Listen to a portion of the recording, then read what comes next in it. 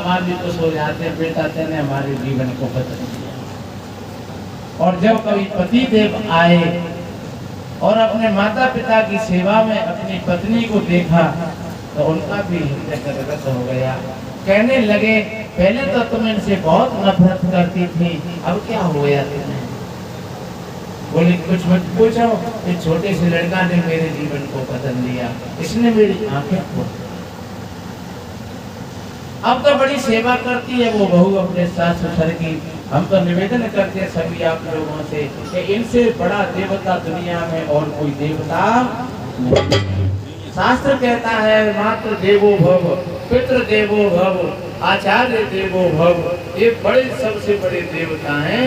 देवता का अर्थ ही होता है देने वाला और बताने वाला। जो देता है और बता देता है उसको कहते हैं दे बता। जो दे भी रहा है और बता भी रहा है वो है सच्चा देवता है।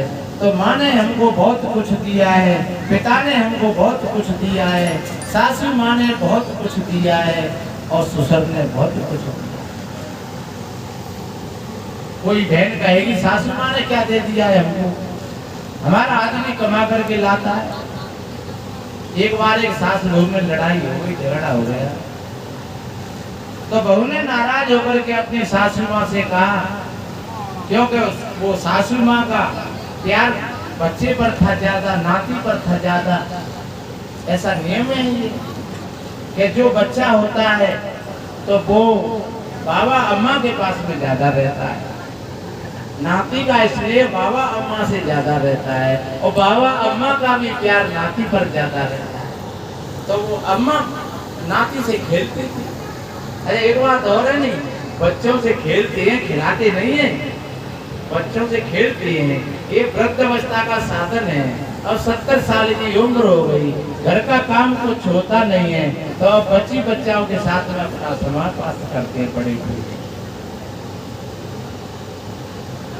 बच्चे खिलाते नहीं है, बच्चों से खेलते।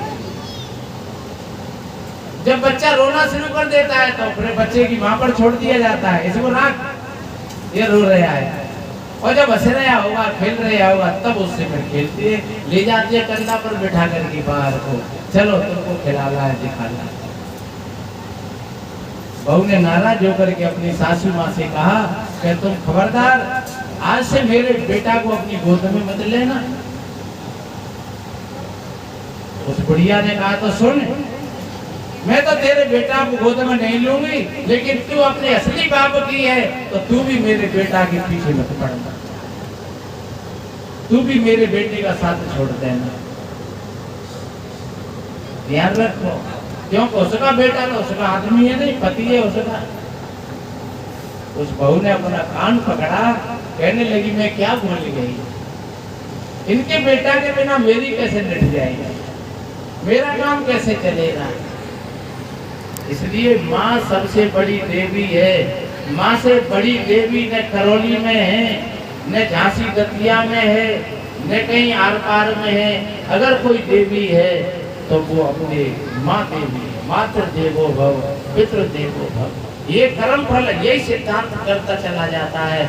आज तुमने बढ़िया अच्छी बेटी किसी को दी है तो कल तुमको अच्छी बहू मिल जाएगी, और तुम्हारा अच्छा बढ़िया बेटा है तो वो तुम्हारी सेवा करेगा बढ़िया।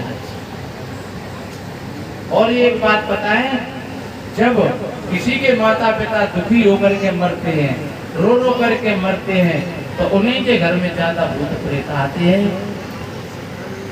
एक छोटी सी बात